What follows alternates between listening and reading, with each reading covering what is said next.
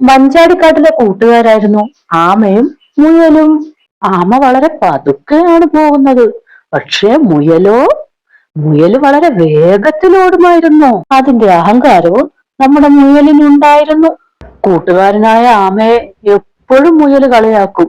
നിന്നെ കൊണ്ട് വേഗത്തിലോടാൻ ഒന്നും പറ്റില്ല. എന്നെ നോക്കൂ, ഞാൻ എത്ര പെട്ടെന്നാണ് ഓടുന്നത്. ഇത് കേൾക്കുമ്പോ നമ്മുടെ പാവം ആമ അവനാകെ സങ്കടമാവും. മുയലിന്റെ ഈ കളിയാക്കലുകൾ കേട്ട മറ്റു മൃഗങ്ങൾ ഒരു കാര്യം തീരുമാനിച്ചു. എങ്ങനെയെങ്കിലും ഈ മുയലിനെ ഒരു പാഠം പഠിപ്പിക്കണം. അങ്ങനെ അവർ എല്ലാവരും കൂടി ഒരു കാര്യം തീരുമാനിച്ചു. ആമയും മുയലും തമ്മിൽ ഒരു ഓട്ട മത്സരം നടത്തിയാലോ? ആമയ്ക്ക് ഇത് കേട്ടപ്പോൾ സന്തോഷമായി. എങ്ങനെയെങ്കിലും എനിക്കിതിൽ ജയിച്ചേ പറ്റുള്ളൂ.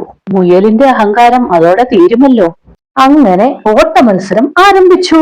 Ready, 1, 2, 3 start. അങ്ങനെ അവർ ഓടിത്തുടങ്ങി. മുയൽ വളരെ വേഗത്തിൽ ഓടി.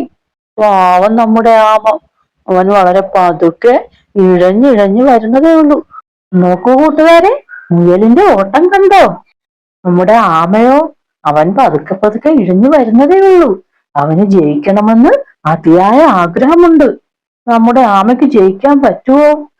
മുയൽ വളരെ വേഗം ഓടി പകുതി ദൂരം പിന്നിട്ടിരുന്നു.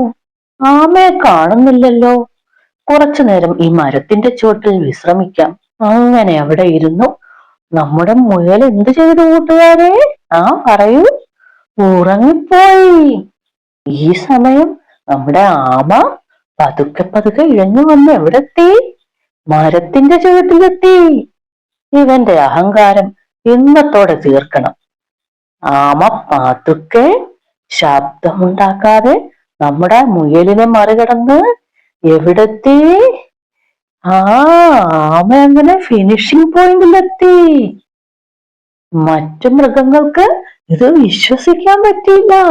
ആര് വിജയിച്ചിരിക്കുന്നു? ആമ വിജയിച്ചിരിക്കുന്നു.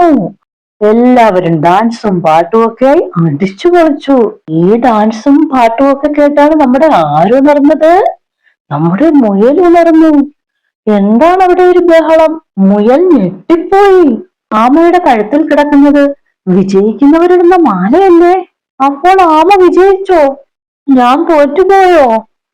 തന്റെ അമിതമായ ആത്മവിശ്വാസമാണ് തന്റെ തോൽവിക്ക് കാരണമെന്ന് നമ്മുടെ മുയലിന് മനസ്സിലായി. തന്റെ തെറ്റുകൾ മനസ്സിലാക്കിയ മുയൽ ആമയോട് ക്ഷമ ചോദിച്ചു.